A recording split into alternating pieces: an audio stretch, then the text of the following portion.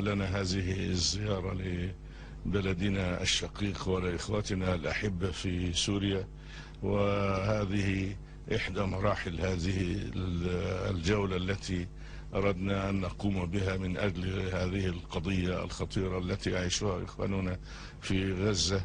وسنلقى إن شاء الله الرئيس بشار الأسد ونتحدث معه فيما يجب على قادة الأمة أن يقوموا به في هذه الفترة العصيبة، عسى أن نقوم ببعض الواجب علينا نحن نحو إخواننا، وما بيننا وبين سوريا يجعل زيارتنا لها أمرا يعني طبيعيا، وخصوصا في هذه المرحلة. فتحياتنا إلى الشعب السوري، وتحياتنا إلى القائد بشار الأسد، وتحياتنا إلى الحكومة وإلى الجميع.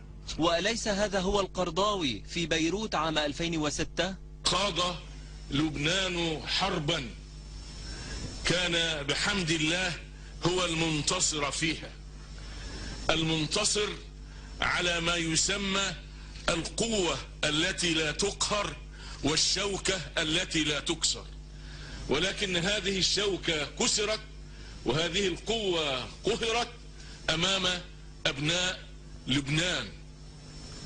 أنا أقول أمام أبناء لبنان، وأنا أقصد حزب الله وأقصد من أيد حزب الله. السؤال الذي يطرح نفسه هو: كيف يرتضي القرضاوي لنفسه في عام 2011 التلاعب بدماء المسلمين الذي يفترض أنه يمثلهم جميعا؟ ولماذا ينقلب شخص بموقعه رئيس الاتحاد العالمي لعلماء المسلمين على سوريا؟ ولماذا سوريا تحديدا والآن؟ الإجابة عن هذه الأسئلة سنأخذها من القرضاوي نفسه، ولكن خلال زيارته إلى سوريا عام 2004.